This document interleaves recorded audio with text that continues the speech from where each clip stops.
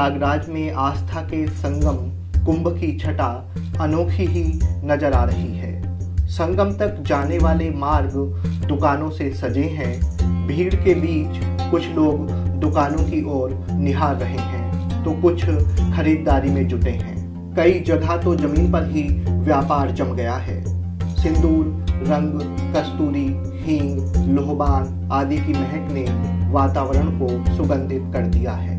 दुकानदारों ने मेले में व्यापारिक गतिविधियां शुरू कर दी हैं। कुछ तो ऐसे भी हैं जो कुंभ शुरू होने के पहले ही मेला क्षेत्र में परिवार समेत डेरा डाले हुए हैं। करोड़ों लोगों के लिए गंगा, यमुना व सरस्वती का संगम पुण्य कमाने का जरिया है, लेकिन कईयों के लिए यह रोजगार का बेहतर विकल्प भी है। प्रयागराज में कुंभ के मौके पर एक पूरा शहर ही बस जाता है। अब ऐसे में आर्थिक गतिविधि तो बढ़नी स्वाभाविक है। आर्थिक ही नहीं वरन रोजगार के लिहाज से भी ये महाआयोजन अनूठा है। कुंभ मेले में हजारों लोग रोजगार के लिए आते हैं। करोड़ों लोगों की आवाजाही हजारों लोगों के लिए रोजी रोटी का जरिया बनती है। साल 2013 में जब कुंभ हुआ था तब एसोचैम की एक रिपोर्ट में कहा गया था कि कुंभ मेले से 12,000 करोड़ का राजस्व पैदा हुआ था। इसमें 6 लाख लोगों को रोजगार मिला था। इस बार 2013 कुंभ के मुकाबले राज्य सरकार ने मेले का बजट 3 गुना रखा है। सरकार की योजना कुंभ को भव्य व दिव्य बनाने की है। ऐसे में इस साल कितने लोगों को रोजगार मिलेगा और राजस्व का आंकड़ा क्या होगा, इसका अंदाजा स्वतः ही लगाया जा सकता है। अब यहाँ इस बात पर भी गौर किया जाना आवश्यक है कि कुंभ के दौरान अस्थायी शहर को बसाने के लिए बिजली, पानी, अनाज, परिवहन, सड़क, पुलिस, सफाई, आवास, बिस्तर आदि सबकी जरूरत होती है। अब इतने बड़े स्तर पर लोगों की जरूरतों को पूरा करने व व्यवस्था की देखरेख के लिए हजारों लोगों की जरूरत पड़ेगी। कुल मिलाकर एक आयोजन से कई लाख लोग रोजगार के चक्र से जुड़ जाते हैं जो स्वतः संचालित होता है। कई लोग तो यह भी कहते हैं कि गंगा स्नान के साथ साथ रोजगार भी मिल जाता है। इससे बेहतर भला क्या हो सकता है। अब संगम में नाव चलाने वालों को ही ले लीजिए। यूं तो संगम में पूरे साल नाव चलती हैं, लेकिन कुंभ के दौरान यह एक उद्योग बन जाता है। कुंभ में पहुंचा हर श्रद्धालु नाव के जरिए ही संगम तक पहुंचता है। भक्तों की संख्या करोड़ों में होती है। अब आप इस बात का अंदाजा खुद ही लगा सकते हैं कि एक कुंभ का समाज में किस तरह से व्यापक असर पड़ता है और आम दिनों में चलने वाला एक व्यवसाय कुंभ में उद्योग का रूप किस तरह ले लेता है। इस बार प्रयागराज में शुरू हुआ कुंभ कई मायनों में खास है। इस मेले को प्राचीन भारतीय परंपरा के गौरव के रूप में पेश किया जा रहा है।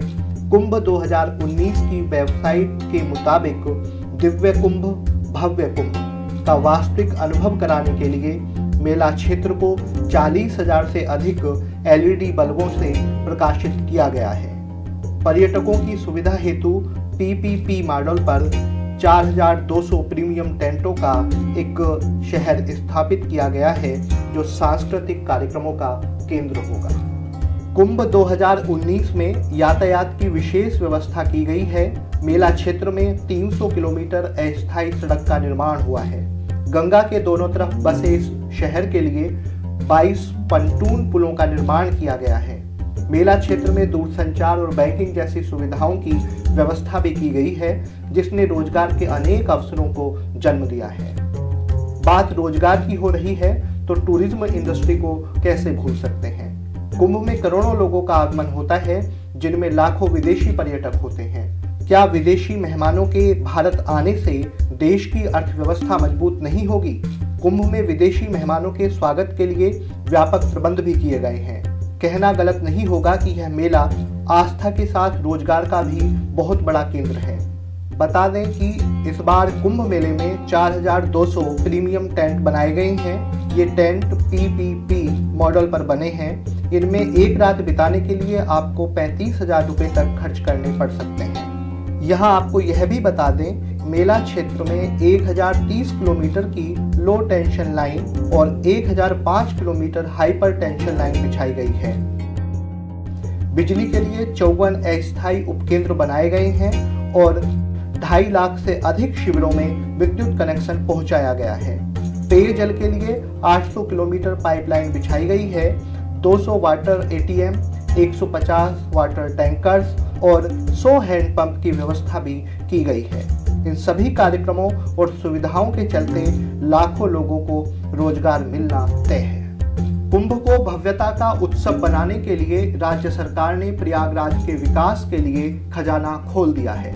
इंफ्रास्ट्रक्चर पर विशेष ध्यान दिया गया है। पूरे शहर में फ्लाईओवर, पुल के निर्माण के अलावा 34 सड़कों का चौड़ीकरण और 32 मुख्य चौराहों का सौंदर्यीकरण किया गया है। इतना ही नहीं, शहर को स्वच्छ और सुंदर बनाने के लिए कई परियोजनाओं पर काम किया गया है। जाहिर है, सरकार के इन कदमों से रोजगार के अवसर भी बढ़े हैं। प्रधानमंत्री नरेंद्र मोदी ने प्रयागराज में एक नए एयरपोर्ट टर्मिनल का उद्घाटन भी किया है। संगम के आसपास के क्षेत्रों में 3200 हेक्टेयर क्षेत्र में 84 पार्किंग स्थलों का निर्माण किया गया है। 524 से अधिक शटल बसें व बड़ी संख्या में सीएनजी ऑटो भी कुंभ मेले में अपनी सेवाएं दे रहे हैं। एक कुंभ का कितना व्यापक प्रभाव समाज के हर वर्ग पर पड़ रहा है, इसका सजीव चित्रण आप स्वतः कर सकते हैं। कहना गलत नहीं होगा कि यह कुंभ मेला सिर्फ 3 नदियों का मिलन ही नहीं, बल्कि समाज के हर जन का संगम है, जो यहाँ कुछ ना कुछ जरूर पाता है। फिर चाहे आप उसे आर्थिक नजरिए से देखें या फिर अध्यात्म की दृष्टि से।